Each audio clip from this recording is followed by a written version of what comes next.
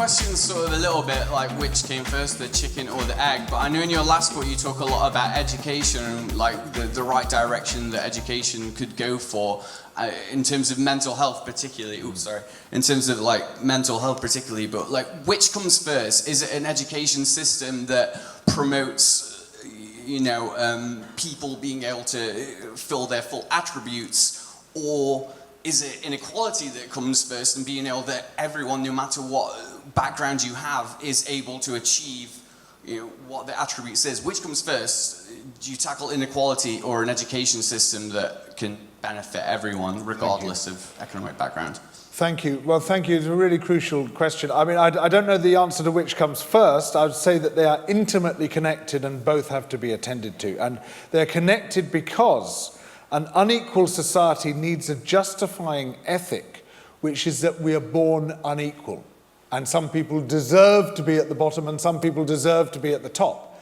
And so it creates an educational system that reflects that justifying ethic. Otherwise, the proles will get uppity and they'll come and take our stately homes.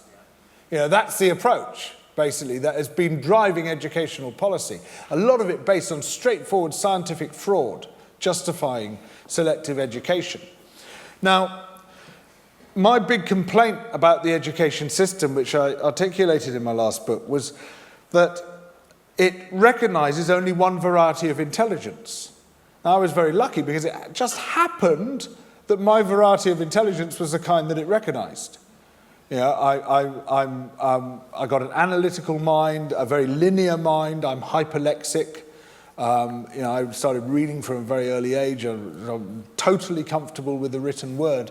But that's a very specific and particular kind of intelligence. And after I left school, I found that faced with almost any other situation, I'm a complete klutz. Whereas many of the friends I've subsequently made were written off as complete klutzes at school, but turn out to be geniuses. Because they've got a kind of intelligence which wasn't recognized at school. For instance, a friend of mine is dyslexic. He was never diagnosed as such at school, he was just told he was thick. Now, this is one of the most intelligent people I know. And he's got an almost supernatural ability to diagnose mechanical issues.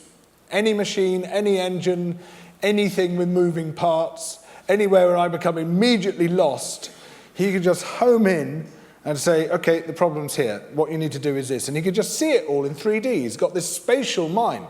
I'm spatial needs. I just can't picture 3D images at all. And when it comes to map reading, I'm just all over the place. I just can't do it because my mind works in a very particular way. His works in a totally different way. But if you were to say, I'm brighter than him, you can't make that judgment because he is as intelligent in his field as I am in mine. And as all of you are in a particular direction, which might in some cases never have been discovered because it's not being sought in school or, for that matter, in the workplace. And it's this very particular linear approach which is, takes you places but is also limiting. I recognize that I've got very severe limitations in the way I see the world. It's sort of helpful to me in that I've got this very targeted, linear, focused approach, but it means I miss a lot of stuff. I'm not seeing a lot of stuff on the edge of vision, which other people do see and are able, because they can see it, to make great creative leaps. So why is it that with all this bloody testing at school, all the SATs and all the rest of it, we're just constantly being assessed on one axis, and all the other ways in which human beings are intelligent? Because let's face it, when during evolutionary history, if you had a small group of people who all thought in exactly the same way, you were going to be toast. You had to have lots of ways of looking at the world, lots of different ways of perceiving what was around you, to use that hive mind, that collective genius, that social genius, which is what humans are so good at, in order to survive and prosper. And yet, that is basically being persecuted. That neural difference, that difference of approach, of vision, of outlook, is stamped out at school, and that limits our possibilities. And so what we get then is a ruling class, political and economic elite, which has only one way of looking at the world, because they're the people who've been selected, like me. And that way is incredibly limiting and shuts off an enormous range of possibilities that we need to explore, because now, frankly, yet again, our survival depends on it. Our survival depends on neural and cognitive diversity.